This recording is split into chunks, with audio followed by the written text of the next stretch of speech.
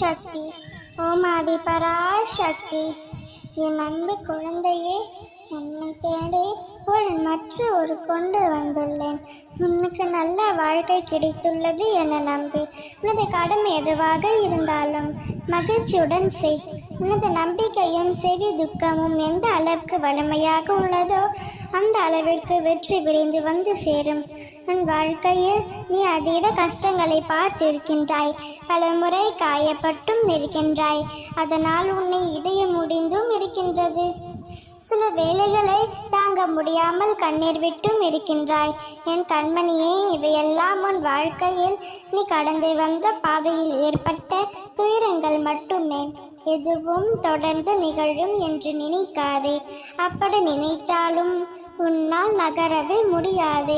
குழந்தையே, நீ எப்பொழுதும் என் கஷ்டங்களை, கவலைகளையும், துன்பங்களையும், துயரங்களையும் முழுவதுமாக நீக்கி நினைத்த வாழ்க்கை உனக்கு கிடைக்க ஒரு வழி கூறுகிறேன்.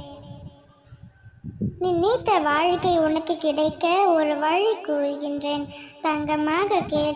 உன் சுமைகள் எல்லாம் குறைந்துவிட்டது. நீ நினைத்தவற்றையெல்லாம் நட வேண்டும் என்றால் நீ முழு நம்பிக்கையோடு, உண்மையான பக்தியோடு உன்னை பூரணி சரணாகதி அடைய வேண்டும். இது தவிர நீ செய்யக்கூடியது வேறு எதுவும் இல்லை குழந்தையே. அப்படி என்னை சரணடைந்தால் வாழ்க்கையில் ஒவ்வொரு திருப்பத்திலும் சூழலிலும் அகப்பட்டு தவிக்காமல் பத்திரமாக செல்ல நானே உனக்கு துணை புரிவேன். உன்னுடைய வாழ்வில் சிறு சிறு விஷயத்திலும் தேவையிலும் கண்காணித்து கொண்டு அவை அவ்வப்போதே பூர்த்தி செய்வேன். என்னை நீ கடவுள் என்றோ, சத்புருஷா என்றோ, மகா சக்தி என்றோ நினைத்துக்கொள். உனக்கு எப்படி பிடிக்கிறதோ அப்படியே உன் அன்னையை நினைத்துக்கொள். உனக்கு தாயாகவே, தந்தையாகவே, உனக்கு தோழியாகவே எப்பொழுதும் நான் இருப்பேன்.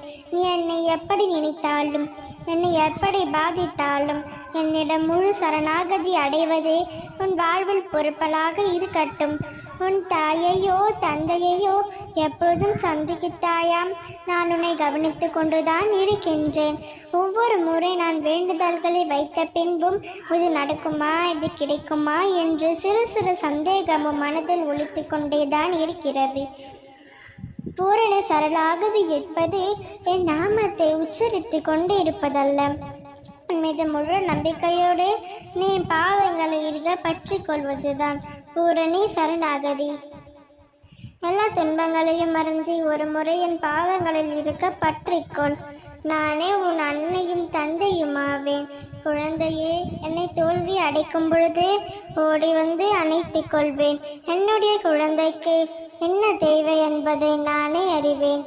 எப்பொழுதும் எனக்கு துணையாக இருப்பேன். ஓம் சக்தி. ஓம் ஆதி பராசக்தி.